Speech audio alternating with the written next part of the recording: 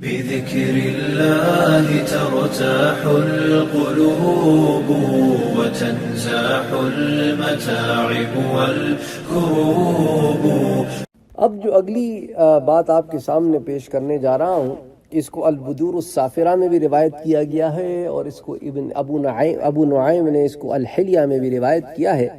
یہ دراصل حضرت داؤد بن ہلال ضبی رحمۃ اللہ علیہ فرماتے ہیں کہ حضرت ابراہیم علیہ السلام کے صحیفوں میں لکھا ہوا تھا کہ اے دنیا، تو ابرار کے سامنے کتنی ذلیل ہے، جن کے سامنے تو زیب و زینت کے ساتھ جاتی ہے مگر وہ تجھے گھاس بھی نہیں ڈالتے. میں نے ان کے دلوں میں تجھے دور کرنے اور باز رہنے کی صفت ڈال دی. اللہ اکبر. اللہ سبحانہ و تعالیٰ کیا فرماتے ہیں؟ اے دنیا، تو میرے جو ابرار ہیں نا، ان کے سامنے جب جاتی ہے تو وہ تو تیری طرف دیکھتے بھی نہیں، حالانکہ تو بڑی بن ٹھن کے ان کے پاس جاتی ہے، کیونکہ میں نے ان کے دل میں یہ صفت ڈال دی ہے کہ وہ تجھ سے دور ہیں، تجھ سے باز رہنے والے ہیں.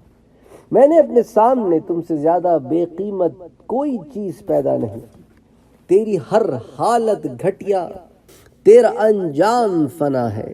میں نے جب تجھے پیدا کیا تھا اے دنیا، تو اس دن فیصلہ کیا تھا کہ تو کسی کے لیے نہیں رہے گی اور نہ کوئی تیرے لیے رہے گا، اور اگرچہ کوئی تیری وجہ سے بخل کرے اور کنجوس بنے، بشارت ہو ان ابرار نیکوکاروں کے لیے جنہوں نے اپنے دلوں سے میری رضا کو جھانک کر دیکھا اور اپنے ضمیر سے مجھے صدق و استقامت کی طرف جھانک کر دیکھا.